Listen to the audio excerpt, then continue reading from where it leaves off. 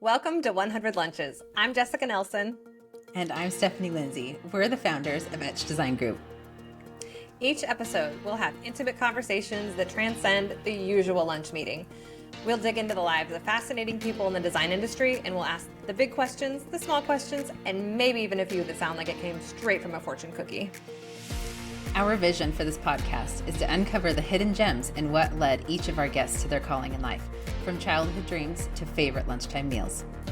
Buckle up, you're in for a treat. Welcome back to 100 Lunches. We've already received questions about what we're going to talk about next and when we're going to tell part 2 of our story.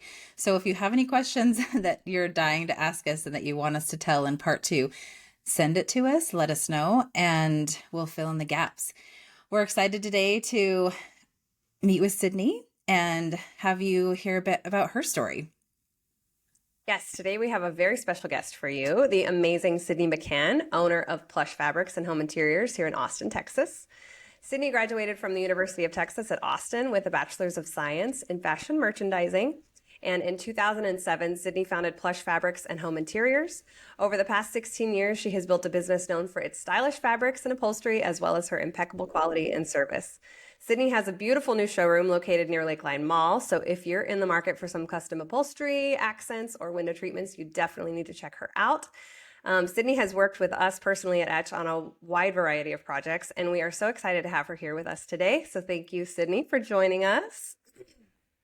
Hello. Yes, thank you. We're fun. So excited. So Jess and I have known you for many years, yet we don't know your story about what led you to the industry.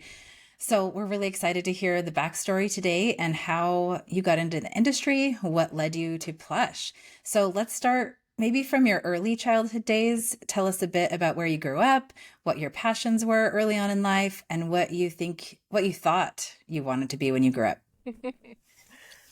So I have always loved to sew. I have very creative parents, grandparents, and my mom was always sewing, my grandmothers, and so it was just something we did. And I love to make stuff. My dad's an artist. But you grow up and I thought, oh, I'm going to be a business person. I'm going to be a doctor. I'm going to be something else. But, went to UT and thought I would probably land in the fashion world. This is a type of fashion, I guess. Mm-hmm.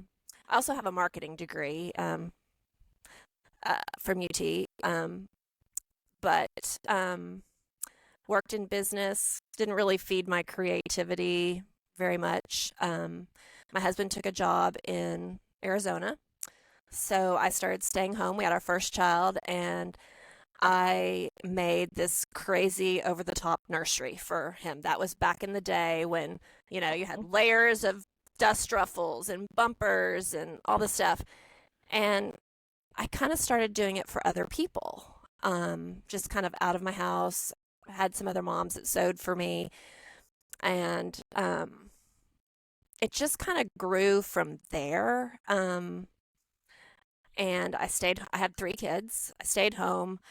And then when my youngest was in first grade, I'd gotten to know a girl who owned this business. So I didn't exactly found it, but she goes, I just don't really know what to do, how to do it. And my husband and I looked at the financials, and in 30 days I owned a business. Wow. And it was kind of one of those things that I knew I always needed to kind of go back to work more, just because I'm not really a good stay-at-home mom. I mean, I was doing these things on the side, but there wasn't a lot of structure around it. Sure. So, so we bought this business, and that was 16 years ago, and I've just kind of grown it as my kids grew up. I've worked mommy hours for many years, and now they're all grown up, and I just work all the time. We understand that all too well. Yeah. Yeah. It was such a good way for me to get a little bit more into the industry, but still raise my family. I've really built this business on family first. That was really important to me. Yeah, So. we understand that all too well. So, did you grow up in Austin? Are No, you a unicorn? I am a unicorn. My dad's a college professor. Okay. So we lived in Montana. We lived in Rhode Island. We moved to Texas when I was in high school. So I guess I'm a Texan now. I've been here Yeah. most of my life, but I don't really feel like I grew up a lot of other places. Sure. I was born Sure. in Seattle. So Oh, wow. yeah. Okay. Did you know you wanted to go to UT and stay close by, or was that did you look elsewhere for? I looked elsewhere. My dad was a professor at Texas Tech at that Okay. time, and I knew I could not stay in Lubbock anymore. And I looked out of state, and then I decided that was a little too far, and Texas was a perfect fit for me. Um, Yeah. some of my best friends to this day are all ladies I met, in college, and it was Hmm. great. Yeah. Austin was fun. That's so awesome. It was a long time It ago. still is. It still is. A little smaller back Well, then. so it sounds a little bit like you put the pieces together as life went on. You didn't necessarily know from the beginning that you were going to buy a business per se. What was that process like to purchase a business, and how did you know that that was the right thing for you? I'm very lucky that my husband's an accountant and can do a lot of financial analysis. And, um, the business wasn't making money at the time. And so it was kind of like, it can't hurt. And Hmm. he kind of looked at it as sanity for me as my kids grew older, and probably sanity for my kids too, that I wouldn't be this Apache helicopter mom. Um, so, I think it was a good way to feed creativity and kind of the business brain that I kind of always have had too. It's just, I think we go to school thinking, oh, we're going to be in business. And then I think um, big businesses sometimes aren't a great fit for everybody. Mhm. It feels a lot very reminiscent of me going to college because my dad was very much like, you have to go to business school. That's just what you have to do. If you're going to college, you're going to a business school. And it wasn't even until, I was in my late 20s that I knew you could go to school for a creative, anything creative. And so it was kind of like learning that for the first time, in my late 20s, early 30s. So I get it. I totally get it. Well, and then my dad being a professor he's an art history Yeah. professor. It was like, you go to college to learn how to think. And I'm like, oh, I have to have a practical degree. And I thought I needed a business degree. Well, Yeah. you know, I Yeah. think it's helped at some point, but it doesn't feed the passion. That's for sure. Yeah. For sure. So looking back, is there a piece of advice that you wish you had known, whenever you were first starting out and maybe starting Plush? Something that you look back on and say, I would have totally done that differently. Well, one thing is there's no such thing as a drapery emergency.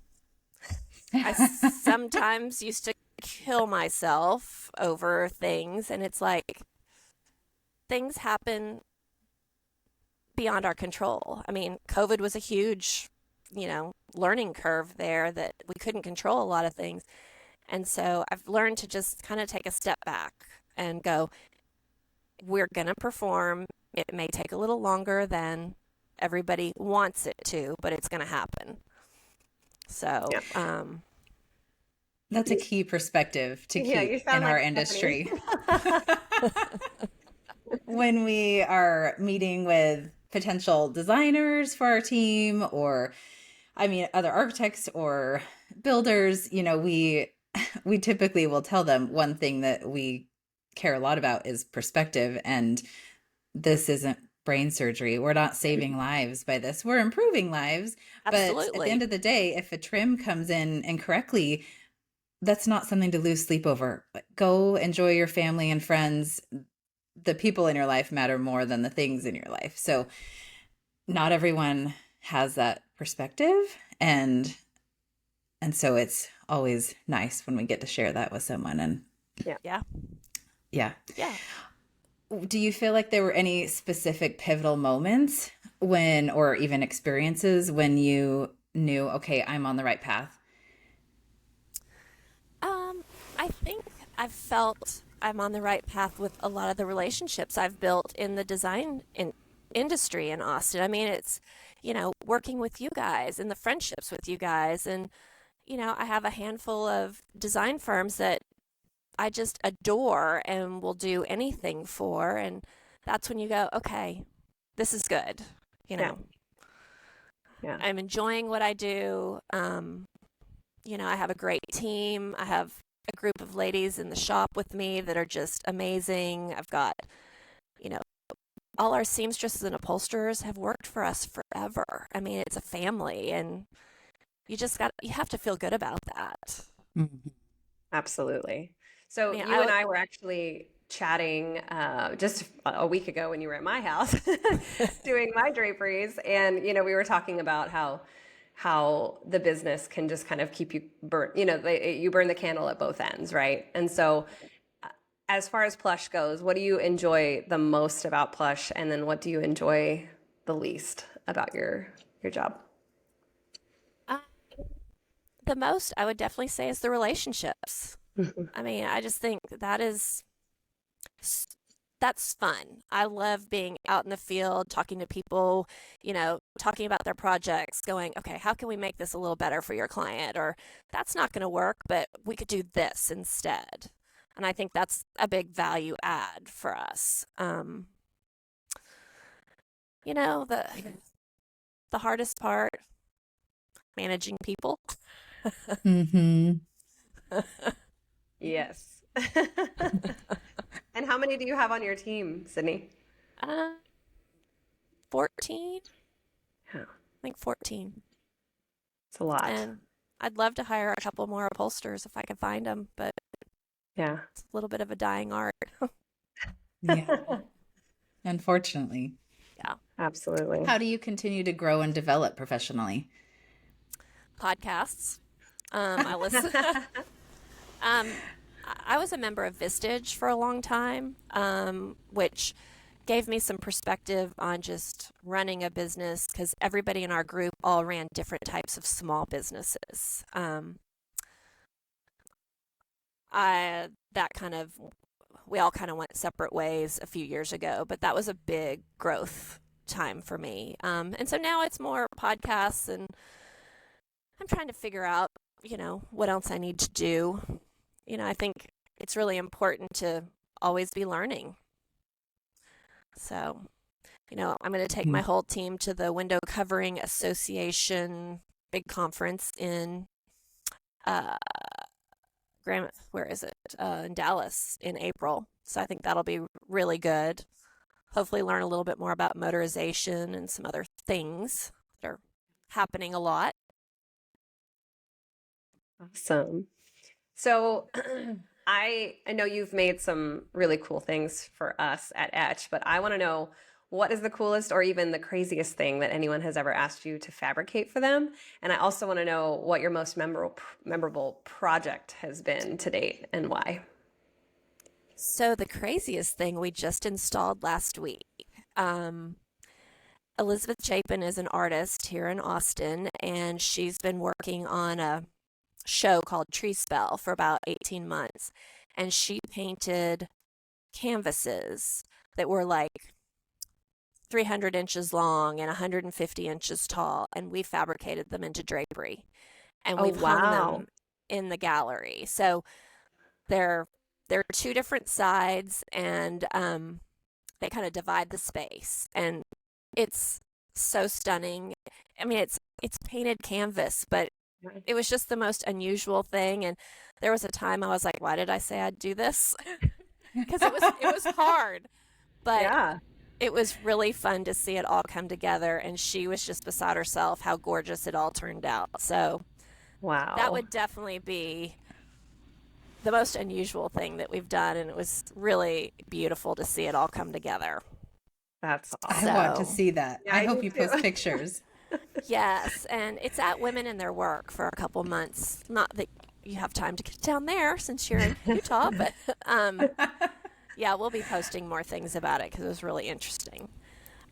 Most memorable project? I've had lots. I always love working on y'all's projects. Oh, thank you. Your house was fun. Which One and one? two. Um, we've gotten to do some projects out of state, which were fun. We went to Telluride in September. Um, we've done some stuff for Katie Kime, which I know you love her wallpaper. So Yeah. we did her nursery. That was super crazy fun.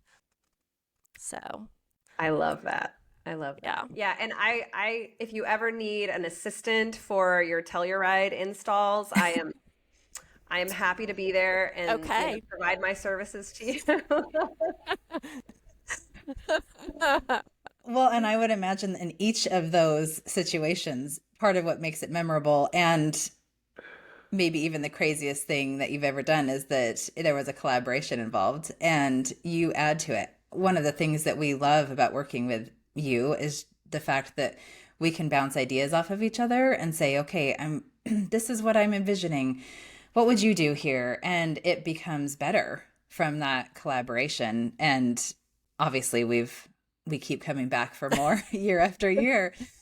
Well, that's good to hear because that's how we want to value add. We don't want to just be stagnant and you just need to do a pinch pleat drapery, blah blah blah, same hardware. It's fun to try new things. And from that there's a trust that we have. We just instinctively trust you and know, okay, if she's recommending this, this is what we should go with. And that just gives us a peace of mind on every project. If Sydney's on the job, we know that it's going to go without any hitches, So that's really just peaceful for us. Looking ahead, what are your aspirations or goals for the future? I am kind of a day by day girl. I think this year I'm trying to get a little more balance in my life. I work a lot, and one of my goals this year was not to work on Sunday nights. That I need that night just to, it's small steps, but I think I still have a few good years left in me. I'm not young anymore. I have a kid that's married. But, hopefully just continue to develop relationships and keep doing good work for our design teams. And I want to loop back to what you were saying about trust. I hope one of the things that our design teams understand, I think y'all do, that, sometimes everything's touched by human hands and sometimes mistakes happen or we don't quite get it right. But people know that we're always going to fix it. We don't just go, oh, sorry, that's what we said we were going to do. So I think that's always been very important to me, that we recover Absolutely. when things don't go maybe as smoothly as it should. So yeah, and I think on the projects that we work on together, we go into it with you as a team, and so we're always going to back up each other and just make sure that everyone's putting their best foot forward with the client. And like Stephanie said, with the trust factor, we know you're going to take care of it, whatever it is. And I think that's I have no problem sending you out to a client's house, even if I can't be there. I know that you're going to get it taken care of. And if they call me and say that something wasn't right, you're going to do everything in your power to remedy that and remedy it quickly. So, we rely on our fabricators and our, trusted people in the industry, and we come to you for those reasons because you're amazing and you do amazing work. Thank so. you. Yeah, absolutely.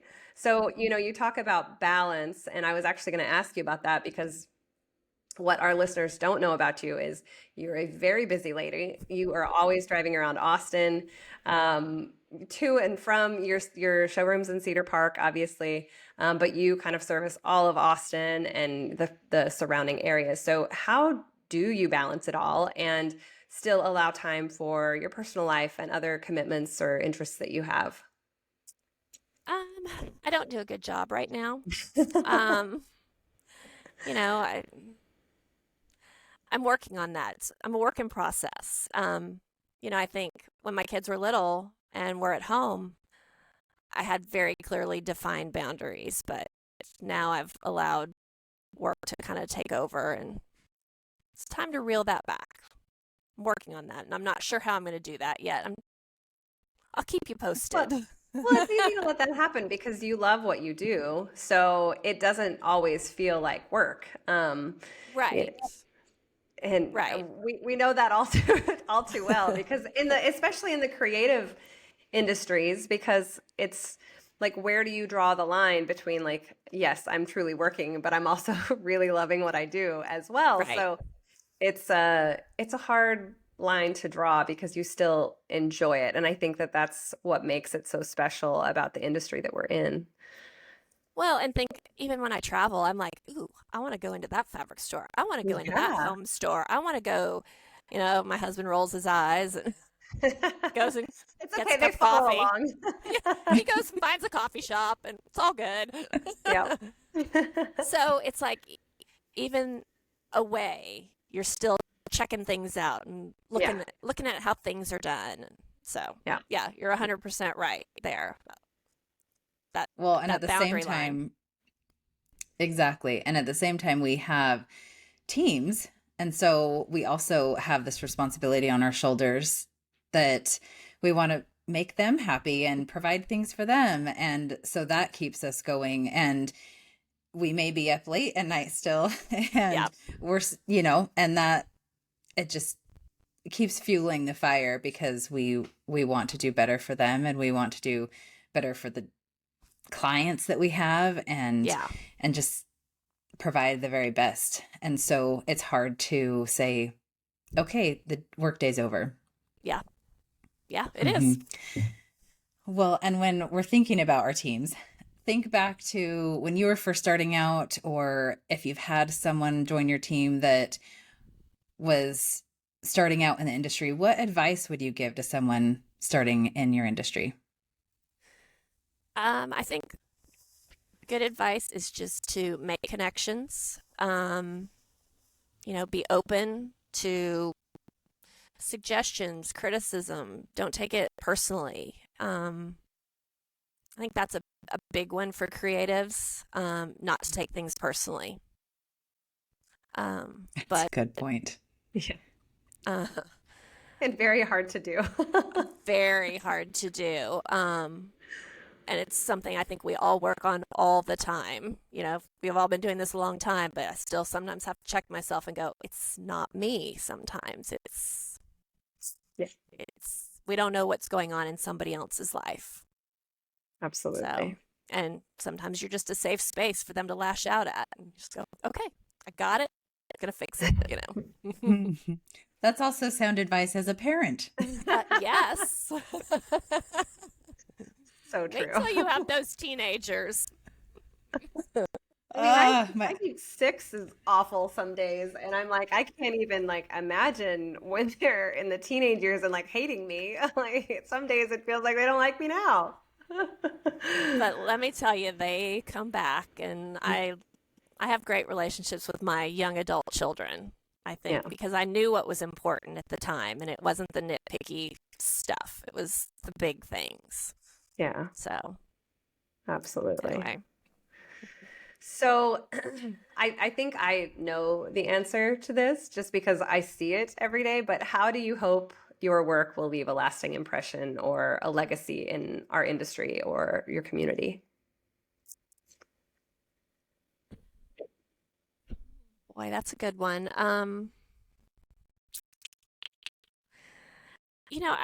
I don't really think of just us. I want us to be known as good team members, that we were easy to work with, we were helpful, that it's not so much about us, that it's about the team, you know, you being part of our team. Um, you know, when, I don't know, 10 years ago, I used to think, oh, I need to get published. I need to, and then I'm like, no, that's really not my goal. My goal is to support design firms and support them well. So, Well, and I feel like so much of your work does get published, which is exciting. yeah, and I like being kind of on the backside, like the hidden side of it.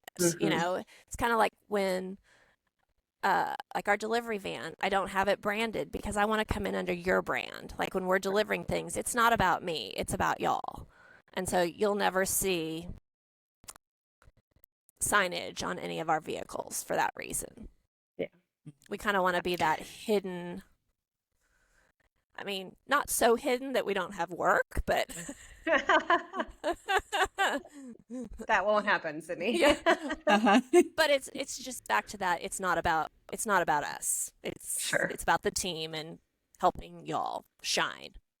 Yeah. So Well, and I think so Well, much of the work that you do, it goes right in hand with the work that we do, and that we really are kind of beautifying people's worlds and creating joy, within the space that they live. And I think that your work specifically plays such a key part in that, because you're the finishing touch, you're what makes it, beautiful at the end of the day. Like we can put the furniture in and we can do all these things, but you come in with, this beautiful upholstery piece or custom draperies or accent pillows. And I mean, those add so much detail to the work that we do that I think it just speaks volumes as to kind of that lasting impact that you'll leave, honestly. oh, that's very nice. Yeah. It's all being part of the team. Absolutely. Absolutely. Well, you make a great team, so we are glad to be part of it. So, speaking of things being published, you obviously are surrounded by colorful and amazing fabrics every single day. What is your favorite color, or is there a specific color or pattern that represents you and your personality? So I am a teal, blue, greeny girl. It's our branding. It's in my house. You can kind of see the piece of fabric behind me. That is me right there. That color palette, slightly geometric, slightly modern. It's my favorite. I love it. And you're channeling it today. So I like that. Yeah. Since this is the 100 Lunches podcast, it wouldn't be right if we didn't ask you something related to food. So we're curious to know about your favorite table memories. And reflecting back on memorable meals, is there one that stands out as particularly special and why? Well,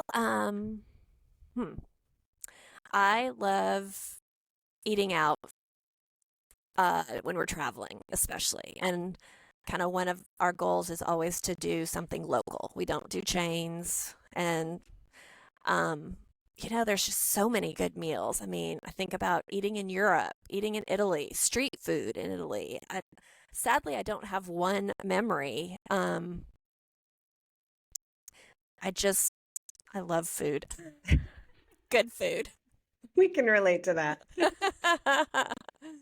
We can- So maybe not the best answer there, but No.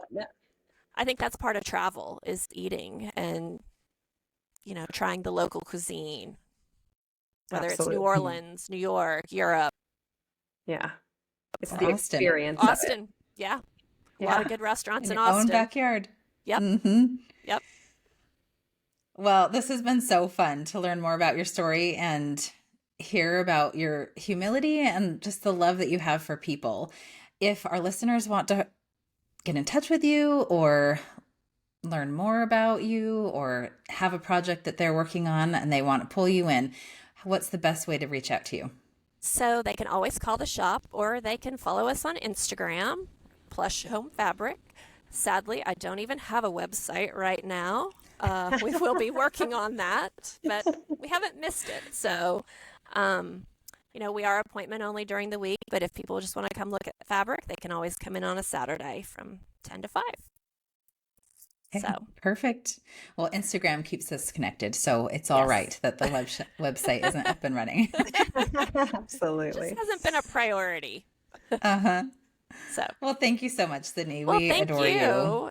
Well, Thank the you. feeling's mutual, and I'm so happy to be on your podcast. Feel very honored. Oh, well, we're so Oh, happy to have you. So thank you so much. As we wrap up an inspiring episode of 100 Lunches, we want to extend our gratitude to our incredible guest today, Sydney McCann. Thank you again for sharing your story with us and bringing a piece of your world to our virtual lunch table. until next time, stay curious, keep dreaming big, and remember, the best conversations are always better with a side of something delicious. Mm-mm-mm.